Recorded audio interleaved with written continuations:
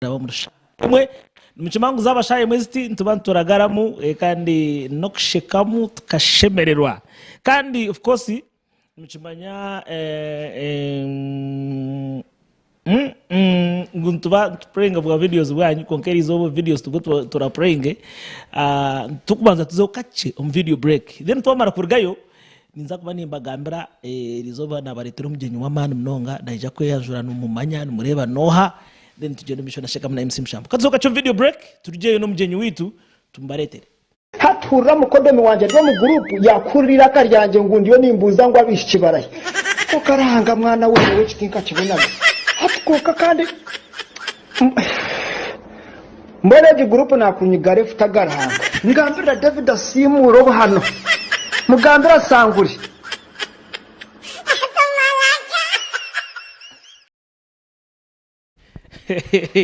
kare twaragaramu and of course umjenyi witu naza kumbanjuraje officially bumurebe kind of course yamara kweyanjura igihe niza kuba ncumese ngo introduction yamara kweyanjura ntubanza tupurengo kamwe mu videos obwo biyazanire then tubona kutsimbura embozi nyowe nawe nakwakira Carlian we bari munonga ku Tutaira Sky Television nenya nakira amazina niraka wagagamba aza yongera hiraka boko mwe ninkuma ngo rugambe subwa TikTok ari mani kurra nugambe bugabo byinji munonga muni yongera hiraka hatabantu bakwakira amazina niraka agumu kumanya binji Carlian Kahima ndi TikTok kandi atokwasire cyo kubanza muri mbaro TikTok ashe yes amazina original names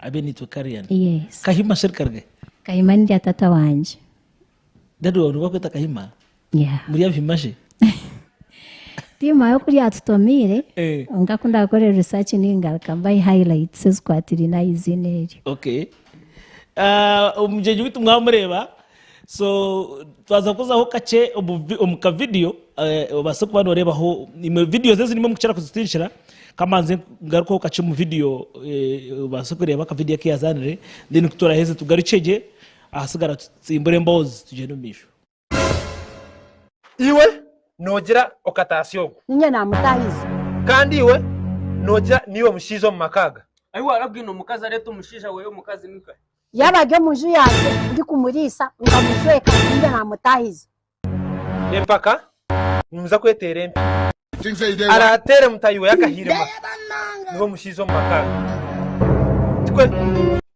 azanyindu kantere tukatswaza action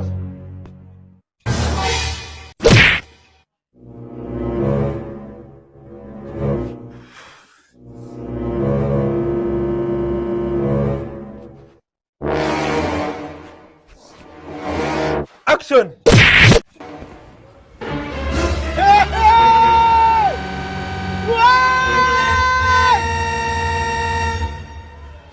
Ninyaranje sanabura arandoro tore kirabone cyamani nindeka tekwa kuba nabura nkibanda kigaramamba ragabwohe guru busenyi tendero kabwohe arandoro tore kirabone cyamani nabura numuninje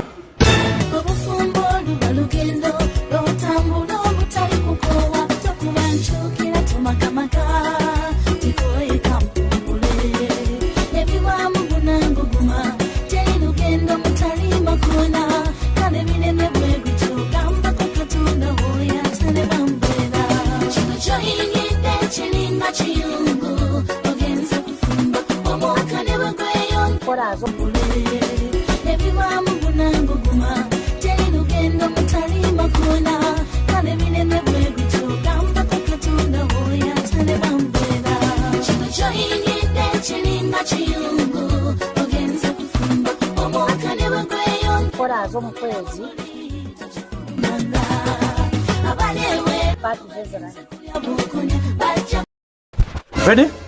Yeah, ready. Action. Because I never knew about the GTC cargo. Emme gugu yanjye nikahi. Stop. Perfect. Tukagaruke. Nyino reacting eje. Okay, ready? Action. Because you have never told me of GTC. Emigugu yanje nikayikatijawe. Cut.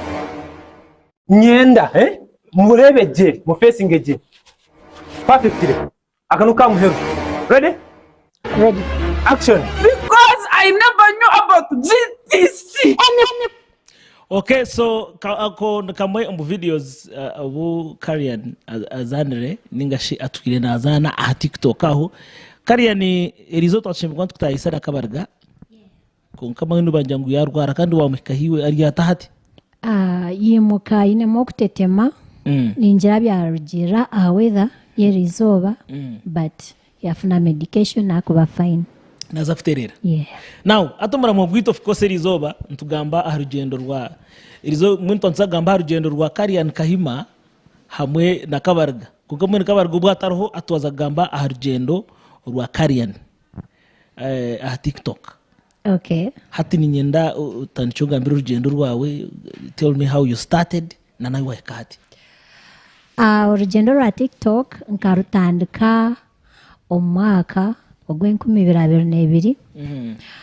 By then nkaba assisted by TikTokers abari mu Rembo rwa Kampala whereby they could sponsor me. You can't imagine nkandu gaha orunaku orokubanza omukiro ntemba basi nsibayo rwa kabiri ndi kushutinga then ngaka ntemba shayi 10 mpika kuno nibushesha nzaha muromo obura kukimangu nanye mwazo mbire nsibire Kampala.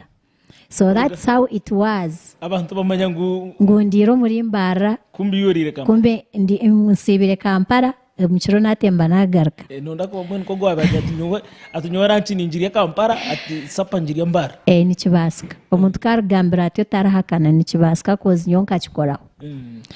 So kun 2022 aho nko mu kwezi kwa 10 account yanje bija bagitwaraho natandike ndijeje mu kureba and I've been pushing. Icyatwarise account yawe nije? Nkijana posting aho ibintu byayo violating TikTok rules and regulations bansindikira babanza bagihayo hati nakora appeal kuna kozira appeal ngo mukoti mu TikTok appeal injira kahicho na cyo tato n'abantu babichengeje byinyi TikTok waje ki wakora video bakagiteka violation no koranka appeal giroti wade bagiteka violation konka yetara mu byo kuhemurana ninga abandi bagipostinga page yabo kandi rumune etambura tibakozera tibakora ki tibagihayo ha TikTok yeza kureba ngo either inenka handa heri ninga te ku violatinga ejigaruza hati nyoku najigarize hino watagenjire human rights aho nbabine kugitwara complete hato mu chebe kubasa kuretera account yawe y'ababani violation muno wagikora mu rurimo rujungu TikTok eri kucenge cyo kugamba cyenyini ninga okapostinga ebishani ebitashemere kureba mu public ninga video etashemere kureba mu public aho naho mbakuteka violation kandi haro no kushanga wakora video yawe rije ninungi konka abitima bo baji reporting. So nkebintu hate ebigambo bigwa ni mpora, for example there is a TikTok called Byakatonda. Ebigambo byakuba nako sa TikTok nkayabita nko mu rujungu yabiteko mu rujungu account tekoraraho tekubasa. That's why nawo kunjuma mu comment section okunjuma mu rimo rujungu TikTok ejo comment neji hamute kugitekayo. Yes. Then babanza baji hidinga nyowe nkanye nje approvinga ningi oguma no gitekayo eri kwe deleting. Okay. Yeah. Kare gumuza mutugambira urugendo. So urugendo ranje I think I'm living my dream right now. What I think I shirahinguza konko mbinabire ni nyagombo kuba mbirum. Nkamba nyenda ndabo mtawuni ndebe people happy to see me. Ntore nkaha people recognizing me. Kebyo. Kare tugambireho ebintu ebiri kujyo tukonka hati TikTok hina hika level ina hikaho utebintu ebingi achievingire. Ebi achievingire ni byingi. Personal life team kuchira mnonga kugiteka mu kamera. So nantabugambiro tangwata mukubi konka enshonga wiro bwingi haronka abantu abonabire nintina kwa approaching konka to shanga ni wari munaronda n'isimu yanje kontera impora tindi celeb but I'm famous. Yes. For example, wayemero kajoti Sky TV nero ndabo kugitera karango. Omubanti kuma bo abanza mu munana ni babanza kwizina lyanje. Yes. Yeah. No bateko kufuteka teko. Yeah. Okay. So, omberejo I think yadahindi kuzatinka shichireyo koza inkuza nkabe ninyagomba kushanga hati ninye nkutayayisa. Konkane ma with time. Nozani kutayayisa. Sky TV obwe takachinjere. Ndi staff. Carlian yasha umurumo muri jezi a Sky Television director yona kureba tukamanya. Mazima nimbasa kuenta arashomere journalism nkakosi konka yine kichoncho konka ninshaba muntere mutoki nimwe aba tureba mutakaja ngo natayise umuntu ngo yashaba umurumo but nawe dream ye yajigambiraho aho funira mukamba no muramiza no kumuramiza so hat Carlian ninchira kureba for example no kora challenges z'ibyeshongoro kureba no advertising ebintu emberejo ne kutwazeta emberejo mu challenge nyingi challenges mwe nizo kufunamu hati aside y'emirumo abantu twine written contracts zikukira kunteganisa cause nimanya ebinyine ku providinga omubwire nimanya ahinyine kubandi orunakore nimbasa kore mirumo yanje shange na visitinga 5 companies ezinkurangira oshange zikashamushanju emirimo yanje yawayo ntahanza kubyama nza kureba film ninganza yinkura ninkora ki ninyenda konkati nkobwiro obunyine challenge kurugo mu kwezo kwa mwenda ntwire nyine challenge whereby abeshongozi ubona ningira bamberireho tinkabasa kujya ntogutamberireho ningaci bona bine concerts and of which concerts ezo zona obanshashwire obantasheshwire nyine kuzupushinga and of which buri muntu na expecting ngo at least orunako muheyo ngaka post konko shanga post ne koraidinga eje shahat betwine ya shukrani niyo kareberi nkaridi yanyencha kare niyeberi nkaridi konko boyine na shukrani toragumari shukrani wenga oyine kureba muri T Power kajoti nyine kuteka yo post ya T Power ne yari then ya T Power ne 2016 okwezo ku 11 okay kandi tinde njere yora teke impact ati Paulo owenyi machikozereki achiriyo kandi ati naga kanafuna challenge nyo menta wanje kwihana joininga this media turarka China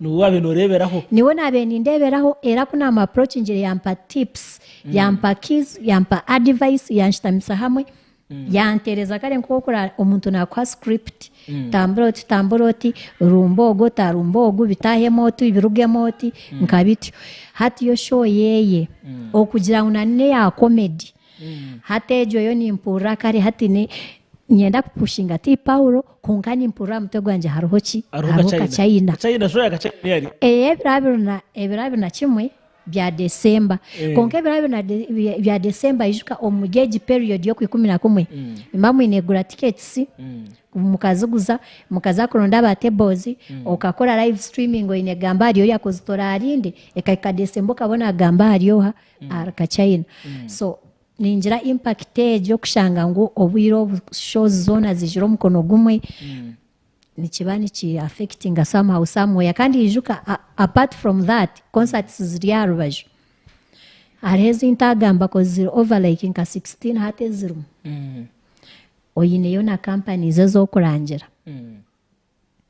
atebyo oshanga nka waba first okugira ngo orunaku wateka yo posts nkitano obazitambura batizitambura kongazi kwezereki zine kuba ziriyo okay yeah of course twaza kubanza tuzo kache mu video emwe then kutora ryeyo aho noje kwa nogamba abantsa kwa twikiriza abantu batera masumu nogamba nabo of course niba fans babo bamano ko batwire batsinja videos nogamba nabo then intwirire kwenda kateke ka video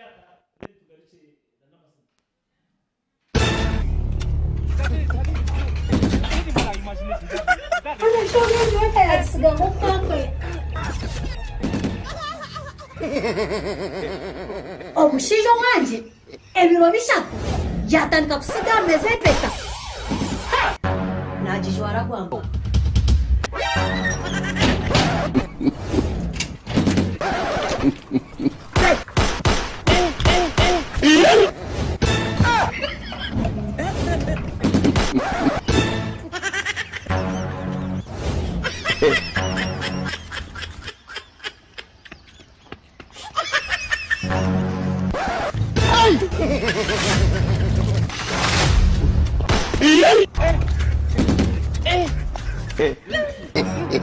wambuganira yagenda tajwire mpeta yatora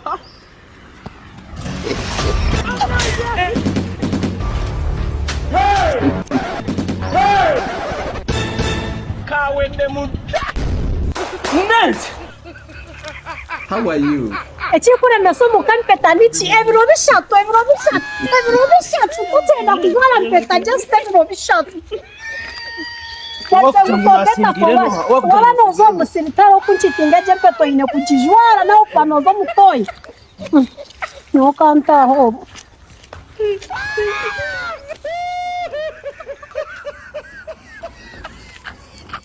Okay, mukurikije yo kwando of course twaza kwikantu kwata amasumu mutera sumu zitu zahandikire wa TV yawe noje kwiye namba yo na yo rukunda no tutera no gambana Carlian Kahima Carlian amasumu twagigura kandi waza kuganira of course na bafans bawe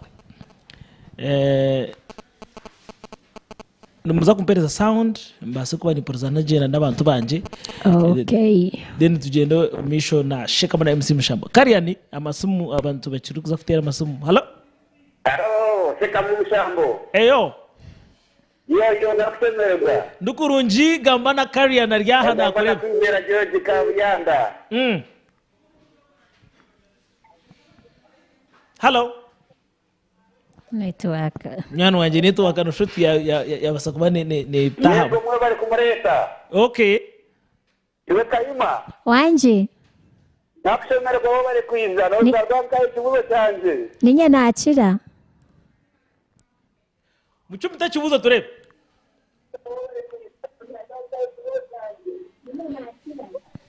Ati akavideo yako omushiri kuhamba guza kwa maswa pesa. wanje Anyway, no shati ya bastede ningira. network Omushiri Anyway, reka twate tumwe ndijo ogutia basakwa nabakiriya konga ine kibuzo yananira kubuza Carlian konka ikibuzo ceye isimu yiti yabasakwa ne bakiriya. Reka twate ndijo. Hello caller, talk to me. Sky TV. Hello. Hello. Hello. Hello. Hello. wanje Oyo tanyamo. lyawushane wasibota sebo Nije. Ati. Niga maturebe. Ati wowe network Anyway, network irizoba tiya basakwa ne banu njireka ningira amasomo reka tugaricara aho kuga Carlian njaware abahagizi bari yoko. abahagizi baruho kuzinimanya aba live streaming ni bingi Actually, muko witu on Facebook and YouTube ananikushaba Carlian ubugambo bwa muhero aho tukwendera program. ubugambo bwanje bwa muheru Zabantu bagambira na war single. and single pro max the single pro max tino rukuteganisa kureka ai namuramusya nayomanya protocol nimbasa kuba ndisingo kuja tinkagire weye ati nonda nkuje nti married hendera kare.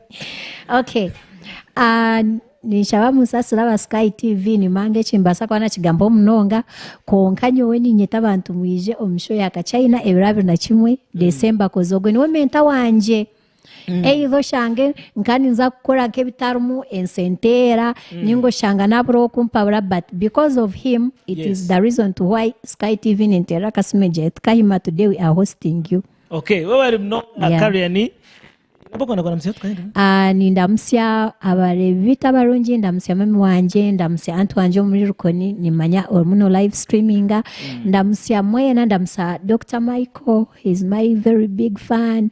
Ndamusya Silas nibingi tinkubasa kuba marayo. Then akatarekeka be who you are, say no to motivational speakers.